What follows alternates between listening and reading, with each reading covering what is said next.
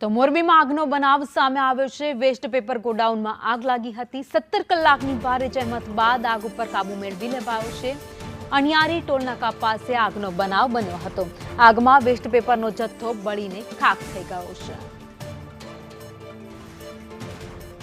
તો 17 કલાકથી જે આગ લાગી હતી તેમાં ભારે જહેમત બાદ આ આગ ઉપર કાબુ મેળવી લેવામાં આવ્યો છે। ફાયરની ટીમો ઘટના સ્થળે પહોંચી પાણીનો મારો ચલાવી અને આગ ઉપર કાબુ મેળવ્યો છે। વેસ્ટ પેપરનું ગોડાઉન આવેલું હતું જ્યાં અચાનક જ કોઈ કારણોસર આગ લાગી છે। જોકે સમગ્ર ઘટનાને લઈ પોલીસનો કાફલો પણ ત્યાં પહોંચ્યો હતો અને તપાસ અત્યારે કરવામાં આવી રહી છે કે આગનું કારણ શું છે।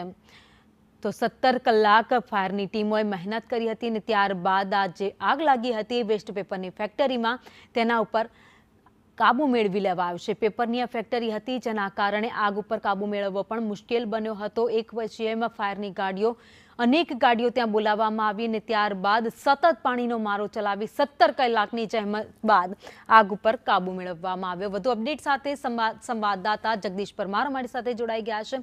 જગદીશ, વેસ્ટ પેપરની ફેક્ટરીમાં આગ લાગી હતી જેના ઉપર 17 કલાક બાદ કાબુ મેળવી લેવાયો। જી પાવેની ચોક્કસથી વાત કરવામાં આવે તો મોરબીના અણિયારી પાસે ગતકાલે સાંજના સમયે અચાનક આગ લાગવાનો બનાવ સામે આવ્યો હતો।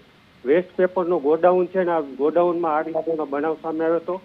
આગ લાગવાના પગલે મેજર કોલ જાહેર કરવામાં આવ્યો હતો જેમાં હળવદ, ધાંગધ્રા, મોરબી સહિતની ફાયરની ટીમો પહોંચી હતી। સાથે જ રાજકોટની ફાયરની ટીમો પણ ઘટના સ્થળે પહોંચી હતી અને આગ પર સતત પાણી મારવાનો બનાવ ચાલુ રાખ્યો હતો। હજી 17 કલાક વીતવા છતાં પણ હજી પણ પાણીનો મારો યથાવત છે। એટલે કે સંપૂર્ણપણે હજી આગ કાબુમાં આવી નથી। ભાવિન, આભાર માહિતી માટે।